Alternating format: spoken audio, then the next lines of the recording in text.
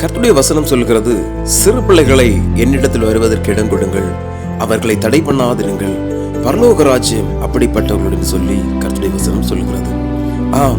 இந்த காலத்தில் சின்ன பிள்ளைகளிலிருந்தே சாத்தான் வஞ்சித்து அவர்களை உலகத்தின் ஆசாபாசங்களிலே அடிமைப்படுத்துகிற ஒரு காலமா இருக்கிறது. கர்த்தர் சொல்லுகிறார், உங்க பிள்ளைகளை என்னிடத்தில் வருவதற்கு இடம் கொடுங்கள் சொல்லி.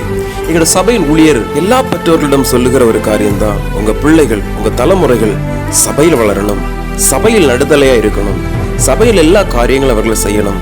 அவர்கள் அப்படி இருந்தா ஆண்டவருடைய பார்வையில அவருடைய எதிர்காலம் ஆசீர்வாதமா இருக்குன்னு சொல்லி எல்லா பெற்றோர்களிடமும் அடிக்கடி அவர் பேசிக்கொண்டு இருப்பார்.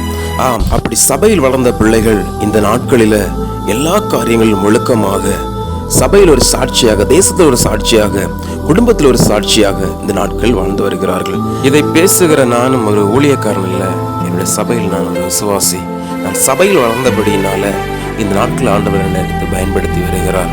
என் ஊழியக்காரனுக்கு ஒரு உண்மையான விசுவாசி இருப்பதற்கு கர்த்தர் எனக்கு பலத்தை கொடுத்திருக்கிறார். எனக்கும் ஆண்டவர் சில பொறுப்புகளை சபையில் கொடுத்திருக்கிறார். தேவனுடைய பிள்ளைகளே, பெற்றோர்களே, உங்க பிள்ளைகள் சபையில் வளரணும், உங்க பிள்ளைகள் சபையில் நடுதலையா இருக்கணும், சபையில் எல்லா காரியங்களும் செய்யணும். சபையில் வளர்ந்த ஒருவர் கூட நஷ்டப்பட்டு போனதில்லை. உங்க பிள்ளைகளை இயேசுவினுடைய சன்னிதானத்தில் கொண்டு சேருங்கள்.